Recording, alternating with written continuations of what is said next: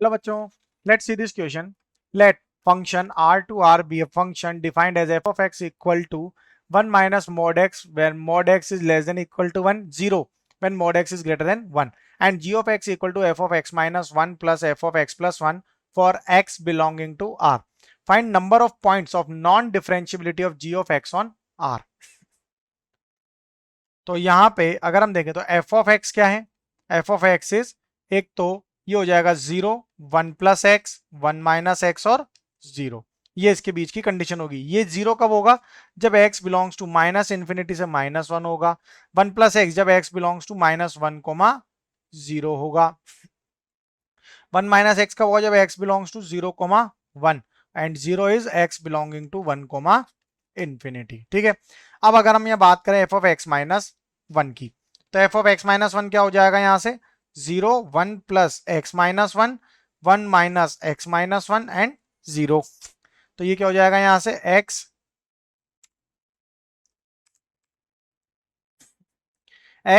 Minus 1 belongs to minus infinity to minus 1, x minus 1 belongs to minus 1 comma 0, x minus 1 belongs to 0 comma 1 and x minus 1 belongs to 1 comma infinity. ठीक है, last term f of x plus 1, ये क्या हो जाएगा? f of x plus 1 होगा 0, x 2 minus x and 0। जब x is less then 0 होगा, 0 less than equal to x less than equal to 1, 1 less than equal to x less than equal to 2 और x is greater than 2। ये हमारे तीनों f of x minus 1 और f of x plus 1 आ गए। अब यहां से, ठीक है, अब सेकंड टर्म अगर हम देखें तो यहां से, सॉरी, यहाँ पे अगर हम x प्लस 1 की जगह x माइनस 1 पुट करेंगे तब ये कंडीशन होगी। ये क्या हो जाएगा? f of x minus 1। अब यहाँ पे इसी कंडीशन में f ऑफ x प्लस 1 देखते हैं। ठीक है, f ऑफ x प्लस 1 क्या हो जाएगा हमारा? 0, 1 plus x plus 1, 1 minus x plus 1 and 0। So it can become equal to x plus 1 belonging to minus infinity to minus 1, x plus 1 belongs to minus 1 to 0, x plus 1 belongs to 0 to 1 and x plus 1 belongs to 1 to infinity। Second term क्या होगी? जब f of x plus 1 अगर हम देखें तो second part क्या है इसका? जब क्या होगा? 0, 2 प्लस एक्स और माइनस एक्स एंड 0। ये कब होगा? जब x is less than minus 2। ठीक है, minus 2 less than equal to x less than equal to minus 1 and minus 1 less than x less than equal to 0, x is lies between 0 to infinity। ये सब इसके terms होंगे। अब आगे अगर हम g of x के लिए बात करते हैं, ठीक है, तो g of x हमें क्या गिवन है? f of x minus 1 plus f of x plus 1, जो हमारा क्या होगा?